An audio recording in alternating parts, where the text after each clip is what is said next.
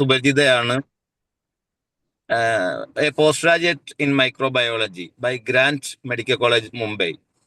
കുറെ പറയാനുണ്ട് കേട്ടോ, പക്ഷെ ഞാൻ ചെറിയ 1-2 പോയിന്റുകൾ പറഞ്ഞ് അവസാനിപ്പിക്കാം. കാരണം ടീച്ചർ കുറച്ച് സമയം കൂടുതൽ ട്രെയിനിങ്ങിനായിട്ട് വേണമെന്ന് ടീച്ചർ പറഞ്ഞിരുന്നു. അപ്പോൾ കൂടുതൽ ഇൻട്രഡക്ഷൻ ഒന്നുമില്ല. Masters in psychology and business administration, certified in communication skills from Trinity College of London, successful coaching to students from Cambridge, CBSE and state syllabus. Retired professor from Holy Grace Engineering and MBA College, has more than 1,000 training all over India. Winner of Ravi Puraskar Award, Iconic Award of JCI India 2021. Has the good fortune to represent India at the UN in 2014 to speak on alleviation of poverty at the global level. She also had the opportunity to conduct training for 90 minutes to 48 veteran trainers from around the globe at Canada 2016. The past president of JCI Tripura and was the Zone Ambassador of Zone 20 for Prayas, creating awareness of menstrual hygiene and women's health. Ladies and gentlemen, it's my honor to introduce our trainer for today, JCI Senator Professor Nirmala, national trainer and author. Ma'am, the floor is yours now. Thank you, Chair, for this opportunity. Thank you, Abida, for that lovely introduction and welcome. And welcome, good morning to everybody on this forum. Okay? Appo innathe topic influence of digital era ennu aanu alle. നിങ്ങൾക്ക് digital ഈറ influence ചെയ്തിട്ടുണ്ടെന്ന് തോന്നുന്നുണ്ടോ?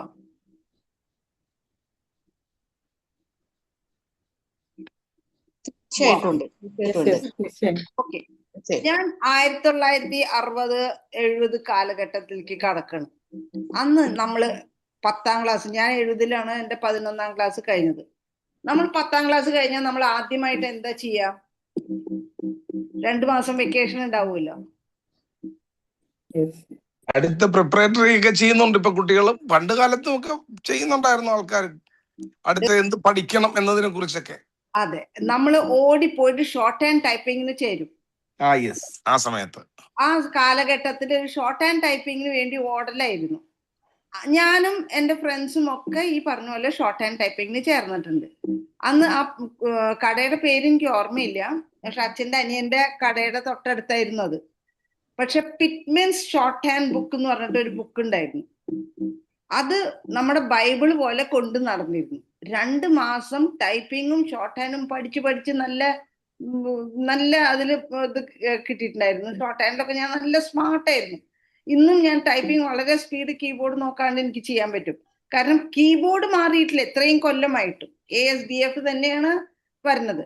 അപ്പൊ നമ്മുടെ fingering ശരിയാണെങ്കിൽ comes okay.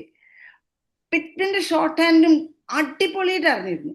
2 മാസം കഴിഞ്ഞു കോളേജിലേക്ക് കയറി. സയൻസ് സ്ട്രീമാണ് ഞാൻ എടുത്തത്. അപ്പൊ അന്ന് പ്രീ ഡിഗ്രി ഒന്നുമല്ല, first year science, intermediate science, പിന്നെ നിങ്ങൾ എന്തെങ്കിലും ഗ്രാജുവേഷന് പോകും, ഒന്നെങ്കിൽ BSc അല്ലെങ്കിൽ you go for medicine or engineering, depending on what stream you talk. അങ്ങനെ ഇരിക്കുമ്പോ ഭയങ്കര അഹങ്കാരത്തോടുകൂടി നോട്ട്സ് മുഴുവൻ ഷോർട്ട് ഹാൻഡിൽ എടുത്തു. അറിയാലോ, അപ്പൊ ഷോർട്ട് ഹാൻഡിൽ മുഴുവൻ നോട്ട്സ് എടുത്തു. പരീക്ഷ വന്നപ്പോ എന്തേ, ഷോർട്ട് ഹാൻഡ് ഒരൊറ്റ നോട്ട് വായിക്കാൻ പറ്റിയില്ല. മനസ്സിലായോ? അപ്പൊ ആദ്യത്തെ കോളേജ് പരീക്ഷയിൽ തോൽക്കണം. അപ്പൊ അങ്ങനത്തെ ഒരു കാലഘട്ടം ഉണ്ടായിരുന്നു. പിന്നെ നമുക്ക് വന്നത് നോട്ട്സ് എഴുതിയെടുക്കൽ തന്നെയാണ്. പേപ്പറും പേനയും വെച്ചിട്ട് പുതിയ നോട്ട്ബുക്ക്, പുതിയ സ്കൂളിൽ പോണ പോലെ തന്നെ പുതിയ നോട്ട്ബുക്ക് ഒക്കെ എടുത്ത് നമ്മള് അത് ചെയ്യും. പക്ഷെ നോട്ട്ബുക്ക് സാധാരണ ഇന്നും അന്നും പെൺകുട്ടികളും നോട്ട്സ് എഴുതും, ആൺകുട്ടികൾ ആ നോട്ട്സ് പകർത്താൻ എടുക്കും. അല്ലെങ്കിൽ ആൺകുട്ടികളുടെ നോട്ട്സ് തന്നിട്ട് പെൺകുട്ടികളെ കൊണ്ട് എഴുതിപ്പിക്കും. അങ്ങനെയാണ്. കാലം മാറി എന്റെ കല്യാണം കഴിഞ്ഞ് ഞാൻ നാട്ടിലേക്ക് വന്നു. അപ്പൊ 4 ആങ്ങളമാരും 3 ആങ്ങളമാരും സ്വന്തവും, 4 ആങ്ങളമാര് കസിൻസും ഒക്കെ ആൺകുട്ടികളുടെ മേഖലയിൽ നിന്ന് ഞാനൊരു പെൺകുട്ടി കല്യാണം കഴിഞ്ഞ് നാട്ടിലേക്ക് പറിച്ചു നടന്നു. Which was traumatic. കാരണം മലയാളം അറിയില്ല. കല്യാണം കഴിച്ചത് ഒരു ഡോക്ടറെ. അപ്പൊ എന്താണ്, ഡോക്ടർ ഭാര്യ എന്ന് പറഞ്ഞു ഇവിടുത്തോളം വരെ സ്വർണം ഇട്ട് കാഞ്ചീരം സാരി കൊടുത്ത് ഏത് നേരവും നടക്കണം. ബോംബെയിൽ ഇത് ഒരു കമ്മല് മാത്രം ഇട്ട് നടന്നിരുന്ന ഞാൻ, ഇതൊക്കെ എനിക്കൊരു ബേർഡനായിരുന്നു.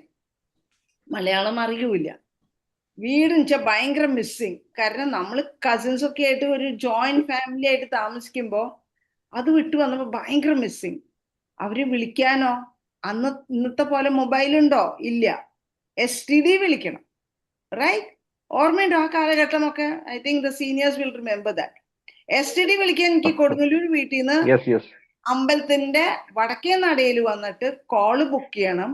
1.5 മണിക്കൂർ അവിടെ ഇരുന്നിട്ട് നമുക്ക് ഒരു 10 മിനിറ്റ് സംസാരിക്കണമെങ്കിൽ നല്ല കാശ് കൊടുക്കണം. ആങ്ങളമാരിങ്ങോട്ട് വിളിക്കാന്ന് വെച്ചാൽ നമ്മുടെ വീട്ടിലേക്ക് വിളിക്കാൻ പറ്റുമോ?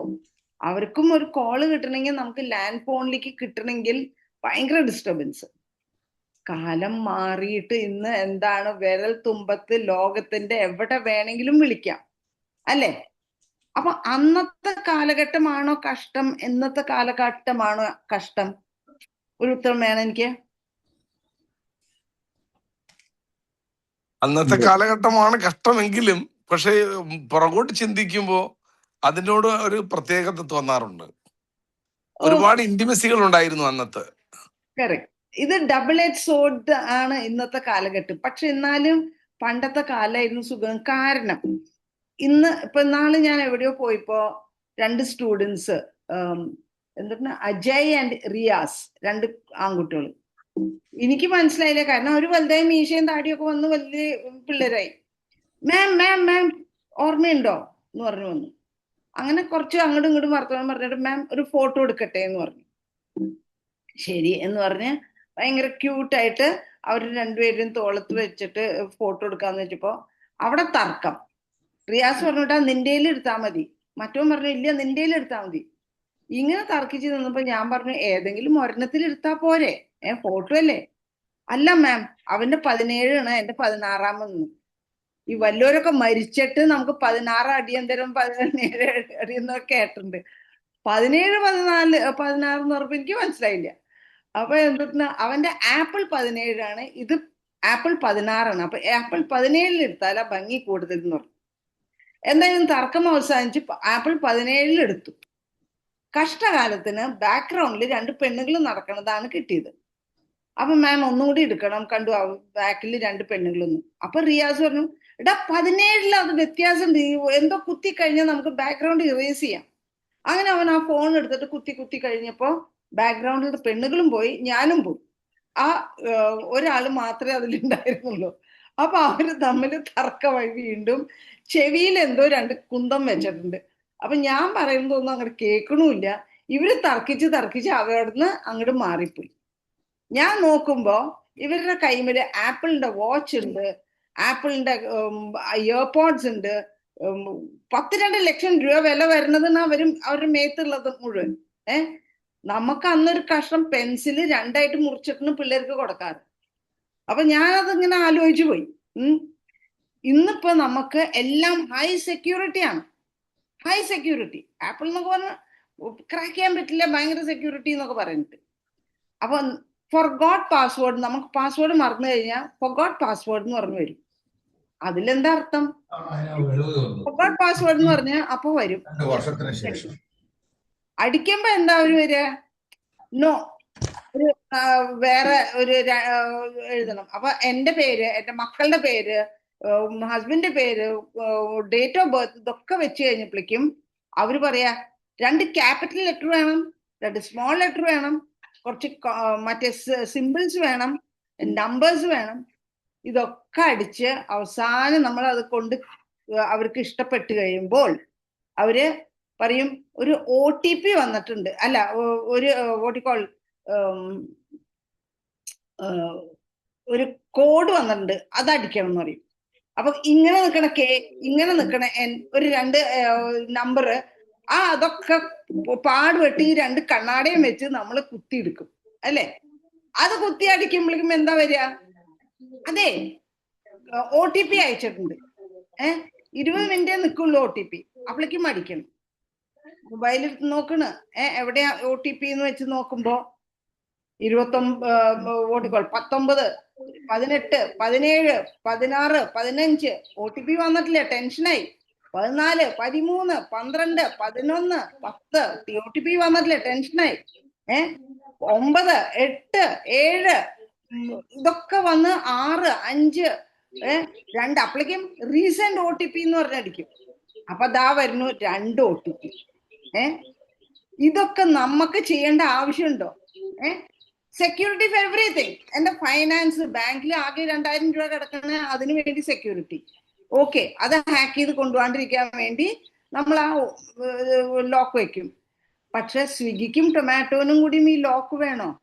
വല്ലപ്പോഴും ഒരു മസാല ദോശ ഓർഡർ ചെയ്യണ എന്റെ ആ മസാല ദോശ ഹാക്ക് ചെയ്ത് കൊണ്ടുപോകാൻ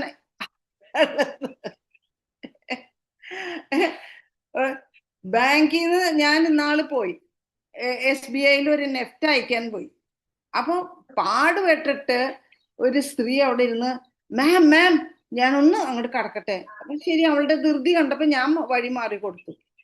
മാം 40,000 രൂപ എന്റെ ബാങ്കിൽ ഉണ്ടായത്, മുഴുവൻ നിങ്ങളുടെ ബാങ്കാണ് എടുത്തത്, എന്താണിത്, എന്തിനാ നിങ്ങൾ എടുത്തതെന്ന് നോക്കി.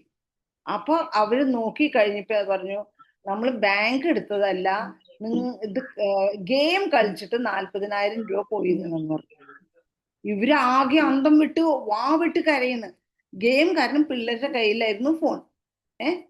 നമ്മൾ കഷ്ടപ്പെട്ടുണ്ടാക്കിക്കണ പൈസ നിമിഷങ്ങൾ കൊണ്ട് പോവാണ് ഒരു സാധനമാണ് ഇന്നത്തെ ഈ ഡിജിറ്റൽ ഈറ, അല്ലെ? അതുപോലെ തന്നെ ഓരോ കാര്യത്തിനും നമുക്ക് ബാങ്കിൽ പോയിട്ട് എന്ത് ട്രാൻസാക്ഷൻ ചെയ്യണമെങ്കിലും, നാളെ ഞാനൊരു ചെക്ക് എഴുതി കൊടുത്തപ്പോ അവര് പറഞ്ഞു ഇത് പാസ്സാക്കാൻ പറ്റില്ല. എന്തേ? Because signature doesn't match.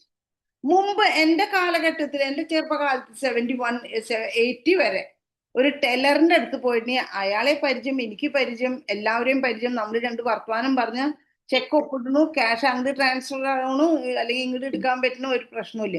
ഇത് മുഴുവൻ കമ്പ്യൂട്ടറാണ് നോക്കണത്.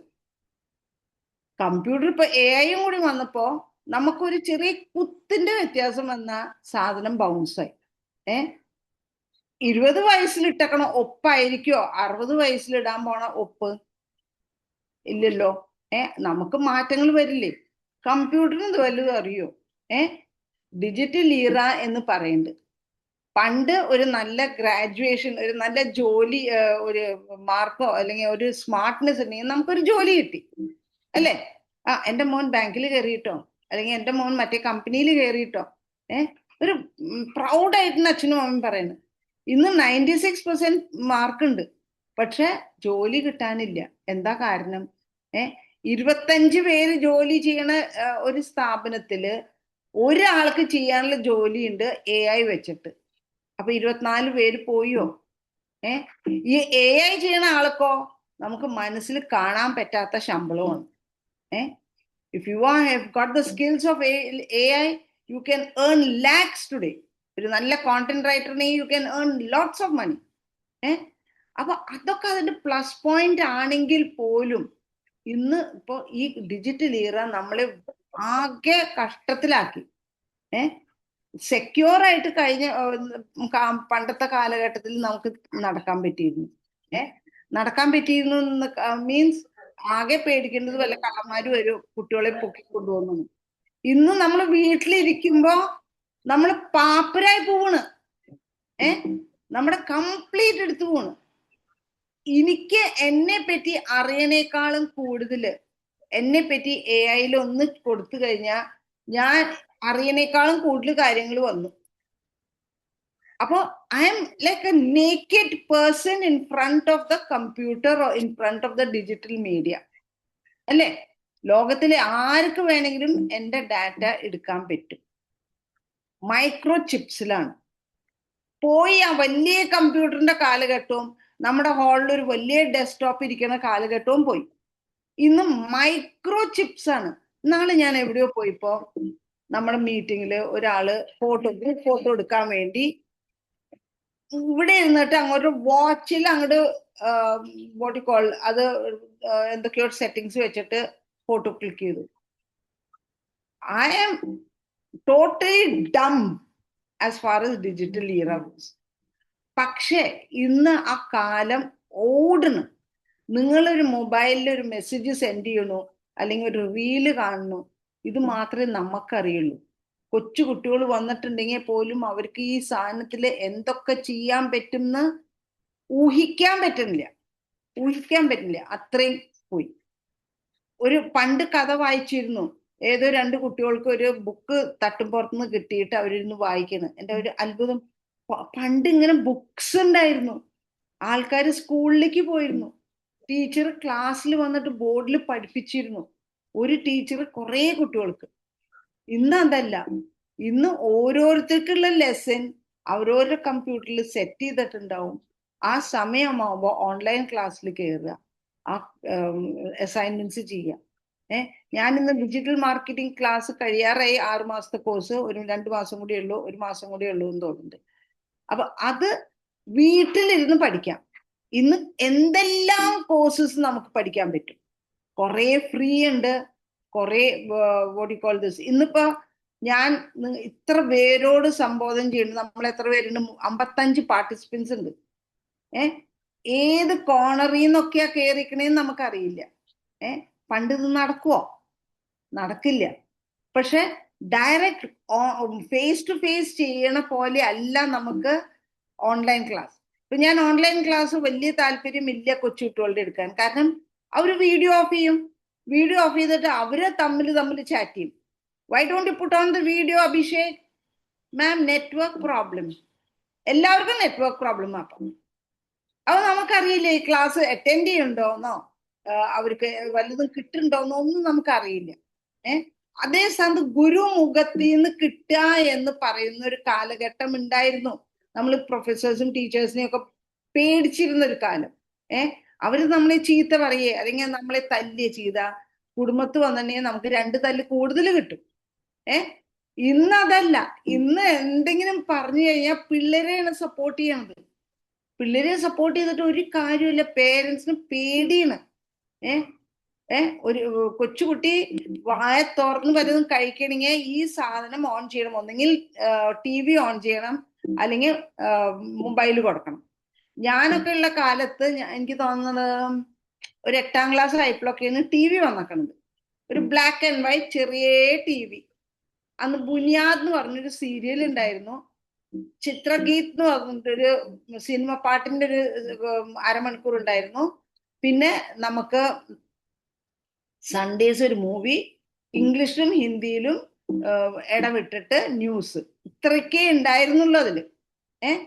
അപ്പൊ ക്രിക്കറ്റ് മാച്ചൊക്കെ ഉണ്ടെങ്കിൽ നമ്മുടെ വീട് നിറഞ്ഞിരിക്കും. ആ ചെറിയ ഇതില് സച്ചിൻ ബാറ്റ് ചെയ്യുന്നതും മറ്റതും അയൽവക്കത്തെക്കാർ മുഴുവൻ വന്ന് നമ്മുടെ വീട്ടിലിരിക്കും. കാരണം നമ്മുടെ വീട്ടിൽ മാത്രമേ ചെറിയ ബ്ലാക്ക് ആൻഡ് വൈറ്റ് ഉണ്ടായിരുന്നുള്ളൂ. ഇന്ന് അപ്പൊ നമുക്കിപ്പോ അമ്മയൊക്കെ ചപ്പാത്തി കുഴക്കണമെങ്കിൽ ആ ഒരു സീരിയല് ചായ ഗീത് തുടങ്ങുമ്പോഴേക്കും ചപ്പാത്തി ഉണ്ടാക്കി കഴിഞ്ഞ് വന്നിരിക്കും ആ സിനിമയുടെ പാട്ടുകൾ കേൾക്കാൻ. അല്ലെങ്കിൽ സിനിമയ്ക്ക് മുമ്പിണെങ്കിൽ നമ്മുടെ അടുക്കളയിലത്തെ ജോലിയൊക്കെ കഴിച്ച് നമ്മളെല്ലാവരും വന്നിരുന്നു. പക്ഷെ നമ്മളത് ഫുൾ കാണാറുണ്ട്, ഇല്ലേ? ബുനിയാദ് സീരിയലൊക്കെ ശരിക്കും ഫുൾ കാണാറുണ്ട്. നല്ല ഒരു രസമായിരുന്നു അത്. ഇന്ന് എൻ്റെ വീട്ടിൽ TV ഇല്ല. ഞാൻ അത് വാങ്ങിച്ചിട്ടേ ഇല്ല. ബിക്കോസ് ഓൾ ദീസ് ഇലക്ട്രോണിക് ഗാഡ്ജറ്റ്സിന്റെ റേഡിയേഷൻ നമുക്ക് നെഗറ്റീവ് ആണെന്ന് ഇന്ന് സയൻസ് പ്രൂവ് ചെയ്തേക്കുന്നത്. പക്ഷെ ഒരു TV ഉള്ള വീട്ടില് ഇപ്പൊ ഞാൻ ബോംബെക്ക് പോയപ്പോ എന്റെ ചേട്ടന് പുതിയൊരു ഫ്ലാറ്റ് കിട്ടിയിട്ടുണ്ട്. Fully furnished flat. എല്ലാ മുറിയിലും വലിയ TV റിമോട്ടിൽ. ആര് കാണുന്നു? Nobody watches it. ഇനി വാച്ച് ചെയ്താലും തന്നെ ഒരു അമ്മയും അച്ഛനും 2 മക്കളും ഉണ്ടെങ്കിൽ ഏതെങ്കിലും ഒരു പ്രോഗ്രാം മുഴുവൻ കാണാൻ പറ്റുമോ? നമുക്ക് അതിന്റെ റിമോട്ട് ആരുടെ കയ്യിലുള്ളതെന്ന് വെച്ചാൽ അവരാണ് രാജാവ്. ആ രാജാവിനും റിമോട്ട് ഉണ്ടെങ്കിൽ മാറ്റി പോയി. ഒരു സാധനം കണ്ടു, അത് മാറ്റി, അത് കഴിഞ്ഞ് അത് മാറ്റി ഇങ്ങനെ മാറ്റിക്കൊണ്ടിരിക്കും. ഒന്നും ശരിക്ക് കാണാൻ പറ്റില്ല. അപ്പൊ ഇതൊക്കെ നോക്കുമ്പോ പണ്ടത്തെ കാലം അല്ലേ ബെറ്റർ ആയിരുന്നേന്ന് തോന്നുക എനിക്ക്. നമുക്ക് at least we had control of the situation. ഇന്ന് do you have the control of the situation? No. അപ്പോ what do you agree with me? Do you want the digital? No. ഇനി അതുമല്ല, നമുക്ക് നേരിട്ട് കാണുമ്പോൾ ഫേസ് ടു ഫേസ് നമുക്കൊരു ചമ്മലുണ്ട്. എന്തെങ്കിലും പറയുമ്പോൾ നമ്മൾ എന്തെങ്കിലും പറയണതിന് മുമ്പ് നമ്മൾ ആലോചിക്കും. അല്ലെങ്കിൽ നമ്മുടെ പല്ല് 32 പോവും, നല്ല തല്ലുള്ളൂ. ഇന്ന് അതല്ല, മൊബൈലുണ്ട്, ഒരു ഫേസ് ഇല്ല, ഒരു ബോഡി ഇല്ല, ആർക്ക് വേണമെങ്കിലും എന്തെങ്കിലും തെമ്മാടിത്തരം എഴുതി വെക്കാം അല്ലേ? ഇപ്പൊ സൈബർ ക്രൈം ഇത്തിരി കൂടി സ്ട്രോങ് ആയിട്ടുണ്ട്. പക്ഷെ ചില എറ്റിക്കറ്റ് നമ്മൾ പാലിക്കേണ്ടതെന്ന് വെച്ചാൽ ഇന്റർനെറ്റ് നെവർ സ്ലീപ്സ്.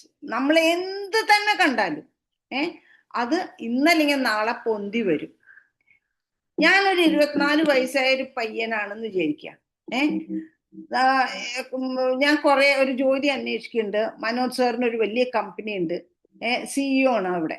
അപ്പൊ എന്റെ റെസ്യൂമെ പോയിട്ടുണ്ട്, എന്റെ ആപ്ലിക്കേഷൻ പോയിട്ടുണ്ട്. നല്ല നൈസായിട്ട് AI സഹായത്തോട് ഞാൻ എഴുതി വെച്ചിട്ടുണ്ട്. നല്ല അടിപൊളിയാണ് റെസ്യൂമെ. ഈ റെസ്യൂമേയും ഇതും കാണുമ്പോഴേക്കും മനോജനെ ഇന്റർവ്യൂവിന് വിളിക്കുവോ? പണ്ട് കാലത്തുണ്ടെങ്കിൽ വിളിച്ചേനെ. ഇന്ന് വിളിക്കുവോ? ഇല്ല. കുറേ സ്റ്റാഫ് ഉണ്ടാവും. ആ സ്റ്റാഫിനോട് പറയും, please give me the full details about this resume. It seems an interesting resume, may be we can higher that person. ഇതൊക്കെ AI സഹായത്തിലും ഡിജിറ്റലിന്റെ സഹായത്തിലും നോക്കുമ്പോൾ അവർ വന്നേക്കുന്നത് ഇതാ. 9ാം ക്ലാസ്സിൽ ഞാൻ തോറ്റിട്ടുണ്ട്. അതെന്റെ റെസ്യൂമേയിൽ ഞാൻ എഴുതിയിട്ടില്ല. അന്ന് ക്ലാസ്സിൽ ഒരു കശപിശ ഉണ്ടായിട്ടാണ് പരീക്ഷ എഴുതാൻ പറ്റാണ്ട് എന്നെ ടീച്ചർ തോൽപ്പിച്ചേക്കുന്നത്. അതന്ന് നിസ്സാരമായിട്ട് കളഞ്ഞു നമ്മൾ. പിന്നെ ഞാൻ കോളേജിൽ ചേർന്നപ്പോ ഫ്രീഡം, ഫുൾ ഫ്രീഡം, വീട്ടിൽ നോക്കാൻ ആരുമില്ല, കോളേജിലല്ലേ, വലിയ ആളായെന്ന് വെച്ചിട്ട് അവിടെ ചെന്ന് പെട്ടത് ഒരു ചെറിയ വേണ്ടാത്ത ഗ്രൂപ്പായിരുന്നു. അപ്പൊ കള്ളുടിയും സിഗരറ്റ് വലിയും ഒക്കെ ആയിട്ട് ആ ഫസ്റ്റ് ഇയറും സെക്കൻഡ് ഇയറും ഞാൻ അങ്ങോട്ട് കളിച്ച് ഞാൻ അങ്ങോട്ട് ഒരു കൊല്ലം കൂടിയും പോവാണ്. അതും ഞാൻ ഇവിടെ ചെയ്തിട്ടില്ല. 9ൽ തോറ്റ ഗ്യാപ്പ് ഞാൻ ഫില്ലപ്പ് ചെയ്തിട്ടുണ്ട്, ഫസ്റ്റ് ഇയറിൽ തോറ്റ ഗ്യാപ്പ് ഞാൻ ഫില്ലപ്പ് ചെയ്തിട്ടുണ്ട്.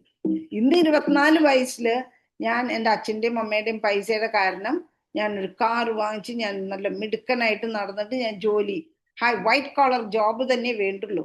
വേറൊന്നും ഞാൻ താന്നൊന്നും പോവില്ല. ഒരു ചൂലെടുത്തുനിന്ന് അടിക്കാൻ ഞാൻ സമ്മതിക്കില്ല.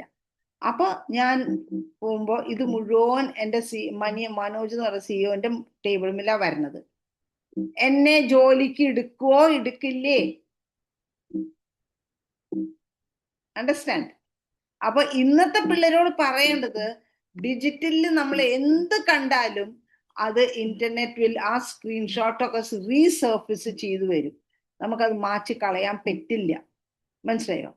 കുറച്ച് എറ്റിക്കറ്റ്സ് മൊബൈലിൽ ചെയ്യേണ്ടത് നമുക്ക് വേറെ ആൾക്കാരോട് സംസാരിക്കുമ്പോൾ പൊളൈറ്റ് ആയിട്ട് വേണം. ഇപ്പൊ ഒരു ബോസ് എനിക്കൊരു ജോലി തരുന്നു, എന്നിട്ട് പറയണ we have to finish this project by tomorrow, let's do it my way. അപ്പൊ ഞാൻ പറയുന്നത് എന്താ? All right, if you wish it your way we can do it. എന്റെ ടോൺ സർക്കാസ്റ്റിക് ആണ്. അതേ സ്ഥാനത്ത് ആ ബോസ് പറയണ, hey Nirmala, let's do it our way. Sure sir, I think your way is better. We'll try my way, but we will always go with what you say. ടോണിന് വ്യത്യാസം വന്നു. അതേ സ്ഥാനത്ത് ഞാൻ ടൈപ്പ് ചെയ്ത് അയക്കണമെങ്കിൽ എനിക്കൊരു ടോണില്ല, ഒരു ബോഡി ഇല്ല, ഒരു ലാംഗ്വേജ് ഇല്ല അവിടെ. അപ്പൊ ഞാൻ ഇവിടുന്ന് ചക്ക എന്ന് പറയുന്നത് അവിടെ ചക്ക എന്ന് തന്നെ മനസ്സിലാക്കണം, മാങ്ങാന്നല്ല മനസ്സിലാക്കേണ്ടത്.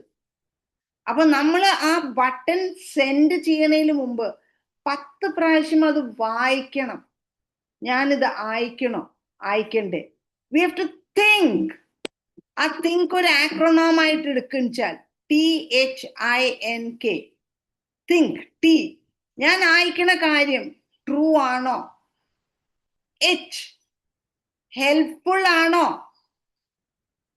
I ഇൻഫോർമേറ്റീവ് ആണോ? N നീഡ്ഫുൾ ആണോ? K കൈൻഡ് ആണോ? മനസ്സിലായോ? ഞാനൊരു ചെറിയ ആക്ടിവിറ്റി തരാം. ഞാൻ ഒരു കുറച്ച് സെന്റൻസ് ഞാൻ പറയും. ഞാൻ എൻ്റെ കൊളീഗ്, ഓഫീസിലുള്ള കൊളീഗിനോട് ഞാൻ മെസ്സേജ് അയക്കണതാണ്, കൊളീഗ് എനിക്ക് മറുപടി അയക്കണതുമാണ്. അപ്പൊ നല്ല കാര്യമാണെങ്കിൽ പോസ്റ്റ് ഇറ്റ് എന്ന് പറയാ, ചീത്ത കാര്യമാണെങ്കിൽ ഗോസ്റ്റ് ഇറ്റ് എന്ന് പറയാ. GHOST, മറ്റത് POST. റെഡി? എല്ലാവരും മൈക്ക് ഓൺ ചെയ്തോളൂ. ഓക്കെ, മൈക്ക് ഓൺ ചെയ്തിട്ട് ഞാൻ പറയട്ടെ. എന്റെ കൊളീഗാണ് ഓഫീസിൽ. ഞാൻ വീട്ടിലിരുന്ന് കൊളീഗിനോട് പറയണ, ഡാ നിനക്ക് അറിയാമെന്ന്, നമ്മുടെ സിഇഒയില്ലേ ഭയങ്കര തല്ലിപ്പൊളി ആളാണ് കേട്ടോ, പുതിയ സെക്രട്ടറിയുടെ അവിടെ കൂടെ ഡിങ്കോലാഫി ചെയ്യുന്നത് ഞാൻ കണ്ടതാണ്. ഗോസ്റ്റോ ഗോസ്റ്റ് ഗോസ്റ്റ്. ഓക്കെ. അപ്പൊ അവൻ എനിക്ക് മറുപടി അയക്കുന്നു, ഇല്ല മാം, ഞാനേ വേറൊരു കാര്യം പറയട്ടെ, നമ്മുടെ ഒപ്പം വർക്ക് ചെയ്ത ഷബീർ ഇല്ലേ, അവൻ ഓർഡിനറി ആയിരുന്നു, പക്ഷെ അവന്റെ ഹാർഡ് വർക്ക് കാരണം അവന് ഡബിൾ പ്രൊമോഷൻ വന്നു എന്ന് മെസ്സേജ് വന്നിട്ടുണ്ട്.